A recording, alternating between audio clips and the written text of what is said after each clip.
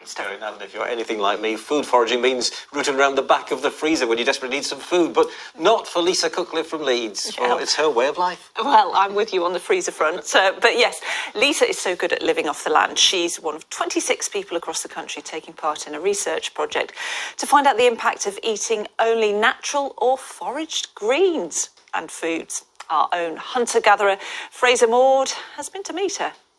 So, Lisa, what have we got here? This is a sea of wild garlic. If you go down to the woods today, or any day come to that, it wouldn't be a big surprise to find Lisa Cutcliffe. Lisa has been foraging for natural ingredients for 20 years, so she certainly knows her onions, and her wild garlic, and her mushrooms, and her nettles, and, well, you get the idea. What can we do with our wild garlic once we've foraged it? Well, there's so much you can do with it because you can eat everything above the ground. So the leaves, the buds, the open flowers, the seed pods. I make pesto, which I really enjoy. You can dry it and make flakes. You can lacto ferment it like sauerkraut. You can pickle these beautiful flower buds. It's just a wonderful resource and it's around for several months. Lisa's culinary creativity with what she finds in nature's larder is being put to the test by a scientific research project she's taking part in, where she only eats foraged or natural foods for 3 months. It's called the Wildbiome Project, and it's about seeing what happens when modern humans in a modern UK diet change to more of a hunter-gatherer, pre-farming diet. And what happens to your gut microbiome, what happens to your hormones, what happens to your nutrition in your body. To be a successful forager, you need to know what you're looking for and where you might find it.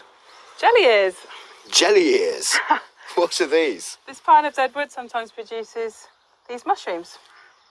These are a really easily identifiable edible.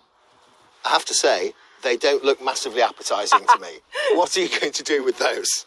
These ones are best dried out because then when you rehydrate them, they absorb the flavour of whatever you're cooking them in. But the first rule of Forage Club... Learn the poisonous things first, the most poisonous fungi and the most poisonous plants.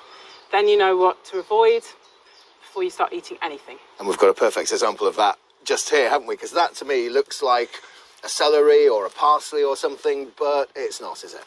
This is one of the most poisonous plants in the UK. This is hemlock water dropwort, and you wouldn't need much to be very ill and or no longer with us. It sounds like a medieval poisoner's delight. Perhaps I'll give that one a miss then. As for Lisa, she says she isn't missing out on anything, but that doesn't mean she isn't looking forward to a cup of coffee and maybe even a slice of cake when the experiment is over. Frazer Maude, ITV News, Leeds. Wow. Have you ever had nettle soup? I haven't, no. Oh, it's quite Have you? nice. Oh, Yeah. you like it? Yeah. Oh, right, good. It's not It's good weather for foraging, don't you think? It Let's certainly find out is. from Kerry.